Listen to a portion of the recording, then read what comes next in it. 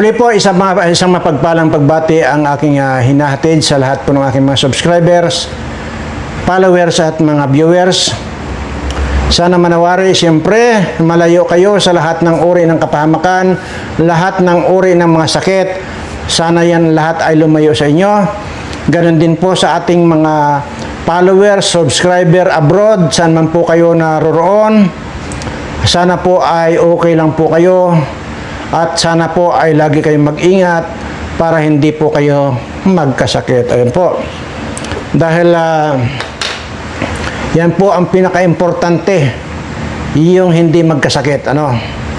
Aanhin natin ang pira kung napapabayaan naman natin yung ating mga sarili, ay konting relax po para mailayo kayo sa mga sakit. Ano po? So, dito po ay mayroon po kasi akong napanood yung tungkol po dito sa nababanggit po si Ido at nababanggit yung pangalang Mariel. So, yan po ba ay girlfriend ni Kalingap Ido, itong si Mariel? At mukhang ito raw po ay nanggugulo. Saka kahit na nandyan sa live ng Velvet Box ay nagko-comment ng kung ano-ano. So,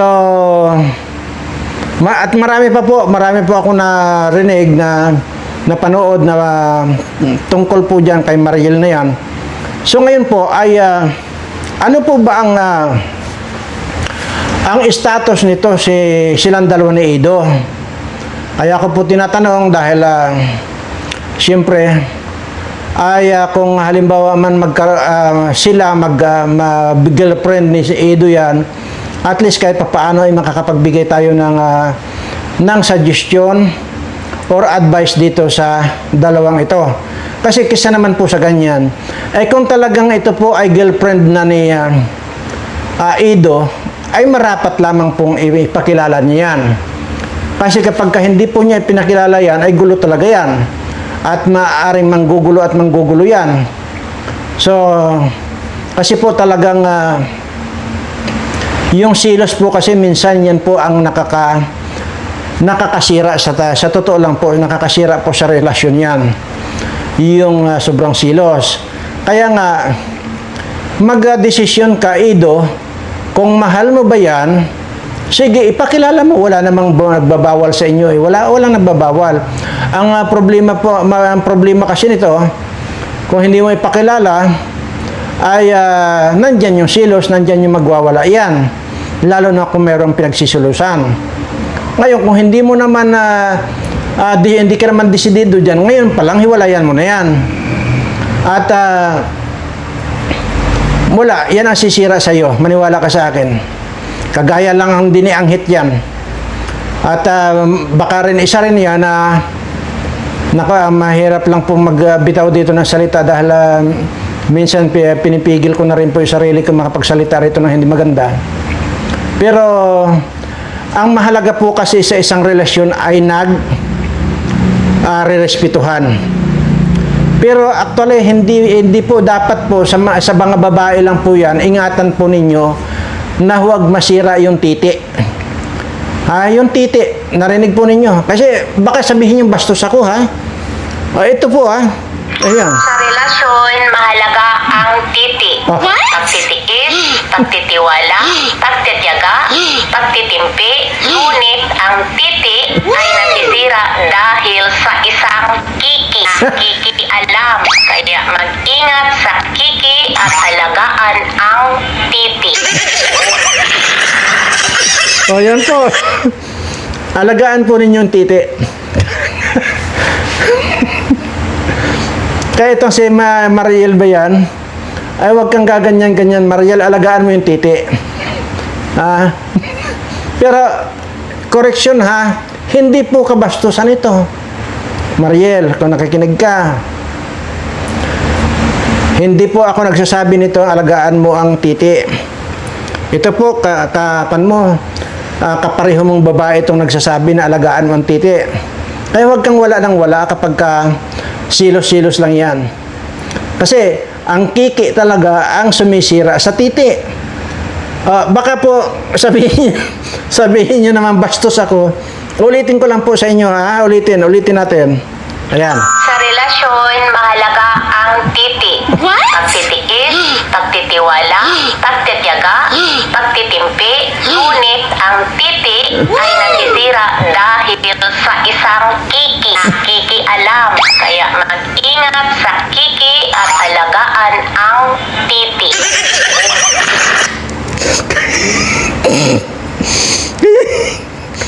Yun po ang kondan, kaya naman na talagang kaya po pinarinig ko sa inyo yung kabuuan kasi baka mamaya pag sinabi ko lang kasi na titi ay baka sabihin yung bastos ako kaya pinarinig ko po yung kabuuan, ano.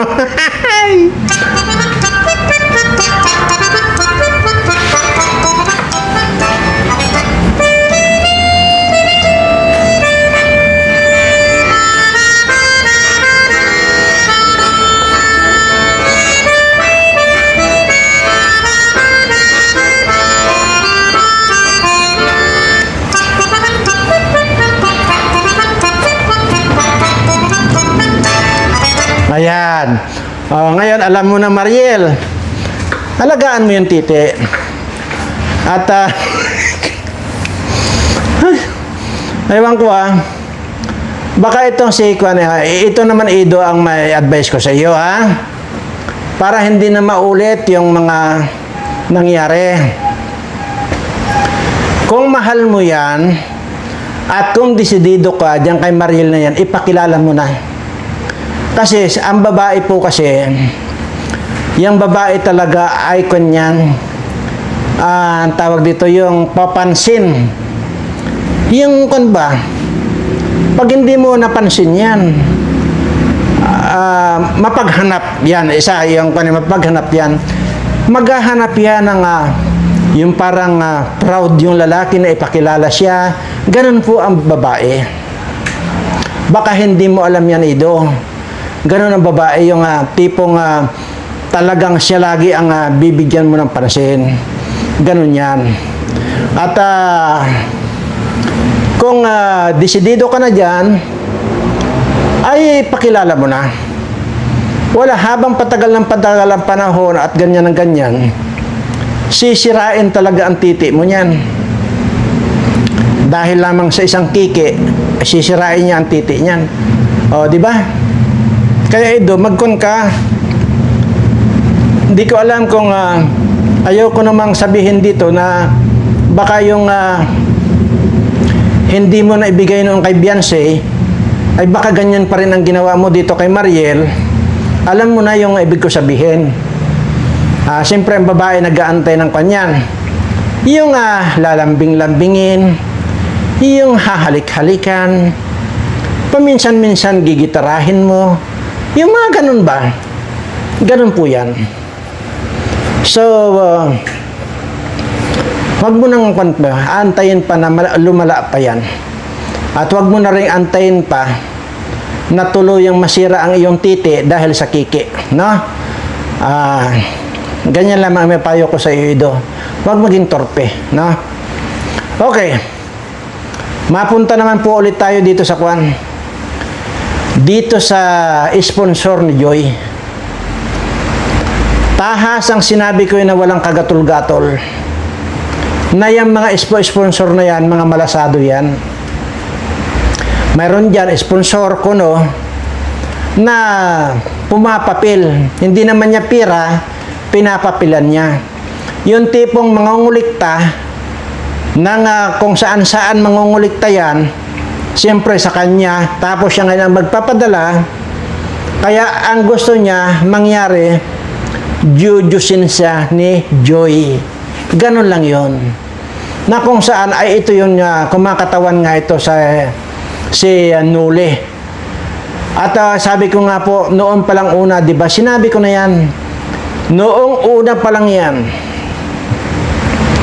na nag-reaksyon doon sa aking video, nung makita ko yan, sabi ko, itong mama na ito, nagdidisidisintihan.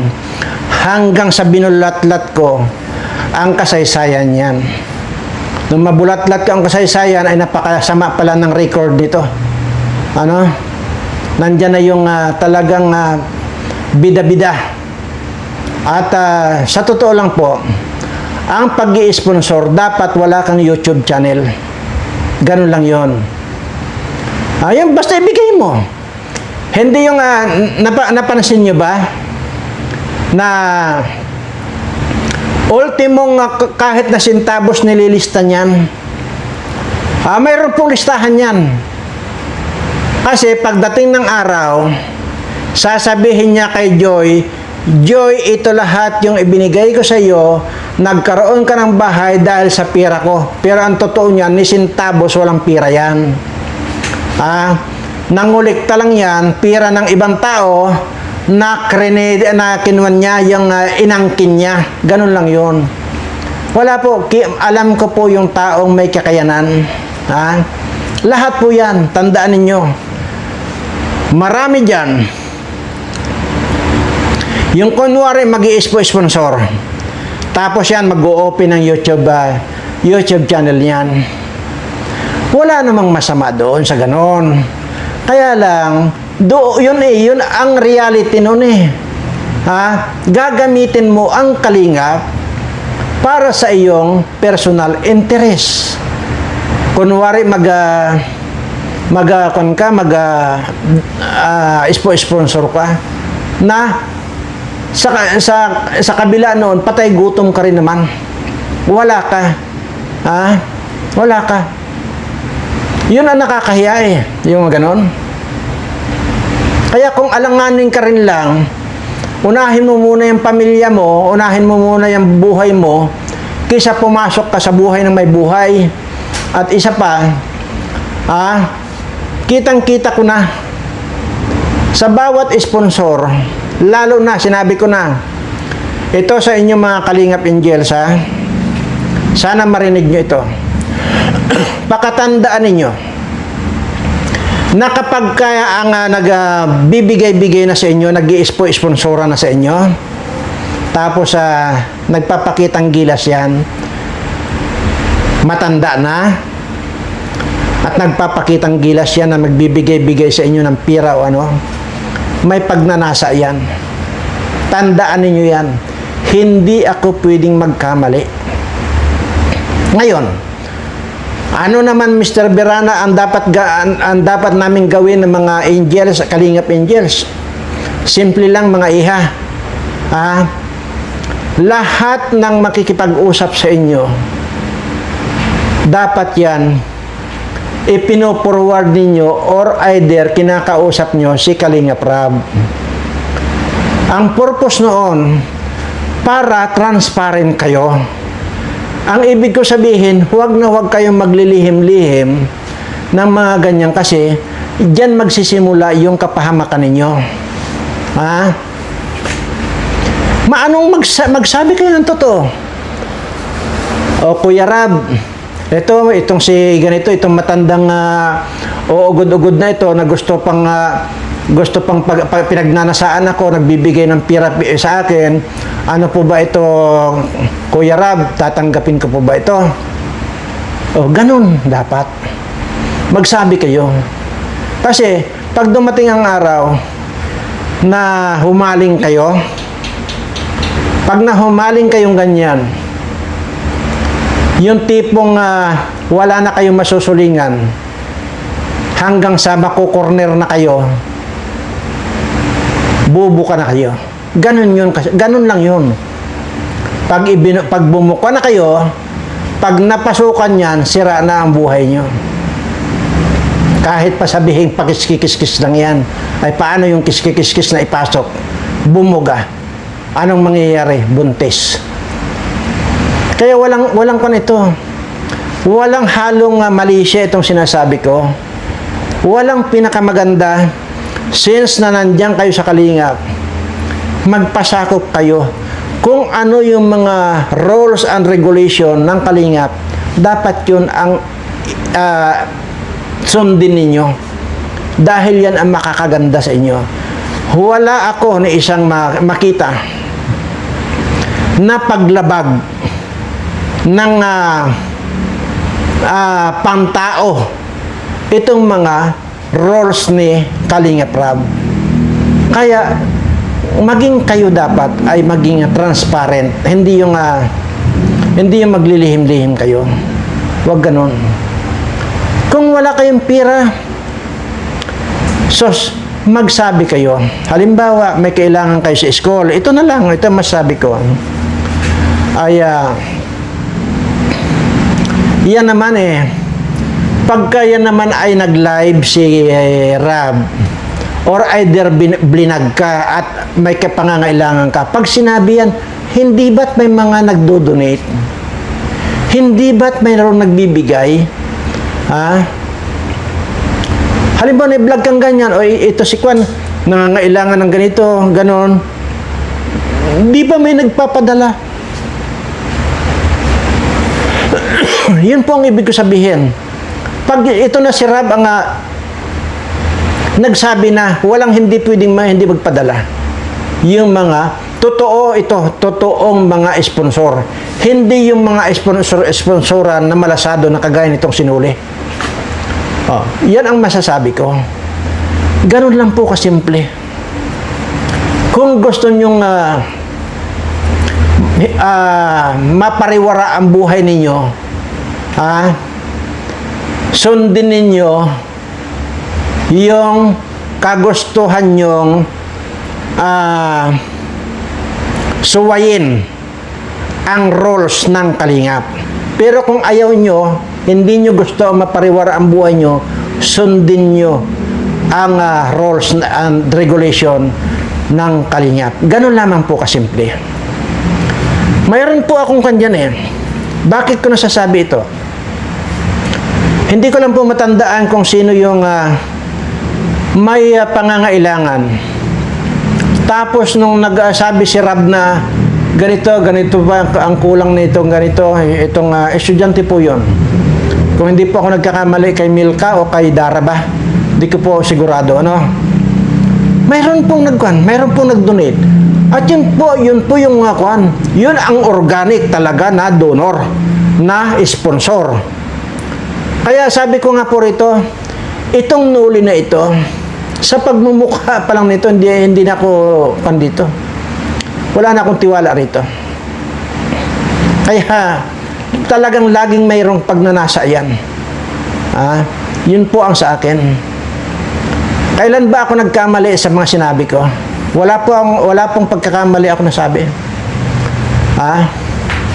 Yung sinasabi ko dati sa inyo na yung sabi ko na mayroong mag-i-execute ng kanyang sinumpaang salaysay. Nagawa na po, nakapag-execute na po siya, kasama po yung abogado. So ibig sabihin, kung ano yung sinabi ko, natupad. Nandito po, nakareserba na yan.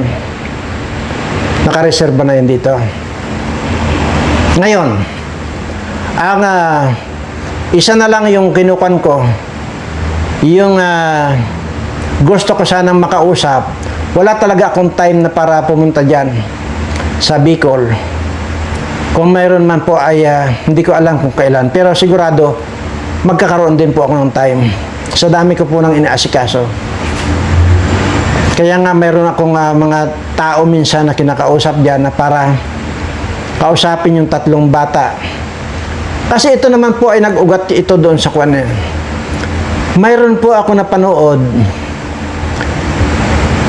yung pong interview ni Kuya Bal dito kay Marian. Ayan. Na ang sinasabi po nito ay mga plastic daw po itong mag-asawa nga si aswang na ito at saka yung asawa niyang aswang din. Mga plastic daw po yan kung nasa camera daw po yan ang bait-bait daw po, pero pag nakadawala na yung camera para nang aswang nga daw.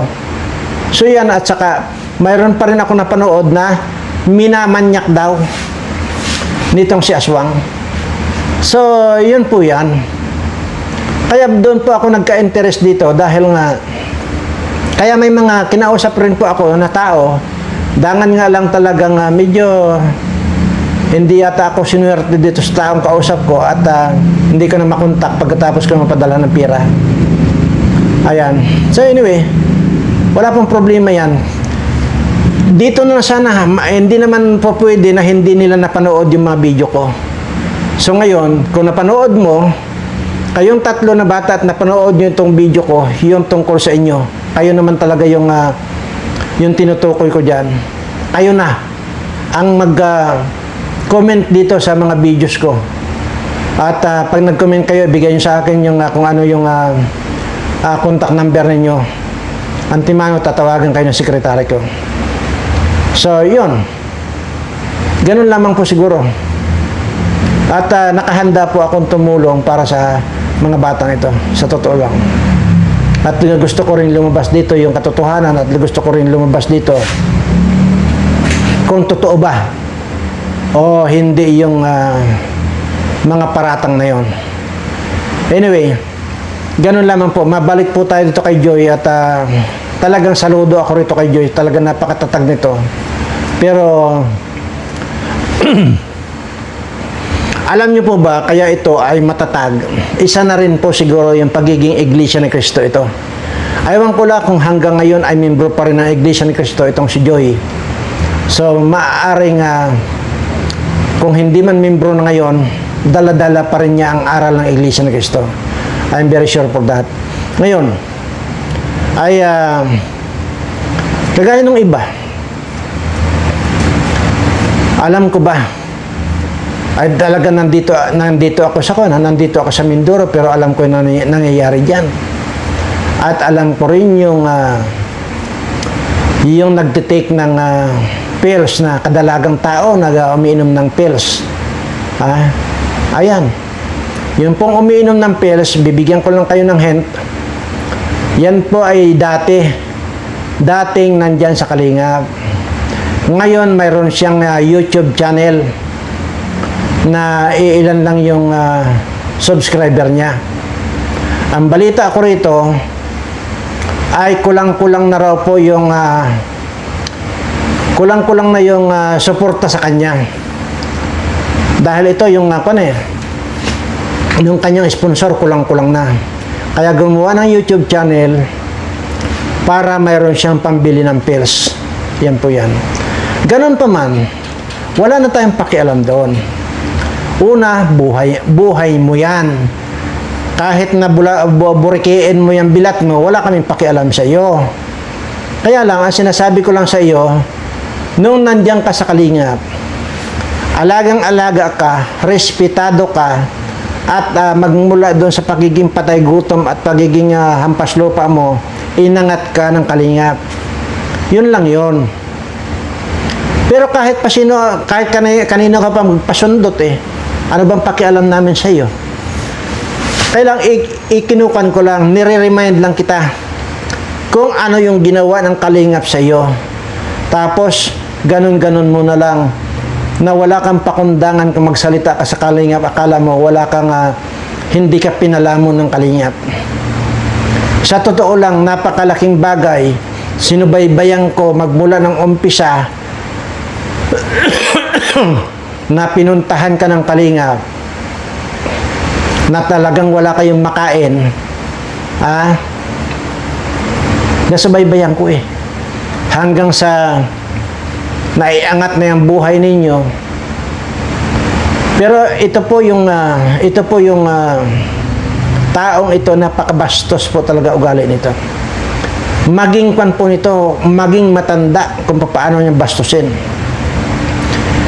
Yan po ay nakatira dyan sa lolo't lula niya.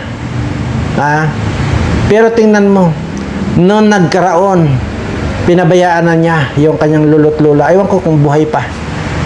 At ang pagkakaalam ko, pinatayuan din ito ni Kuya Bal ng bahay itong ganun Kaya napakasuswerte lang itong mga putang inan to na napatayuan ng bahay ng mga walang utang na loob. Kaya naman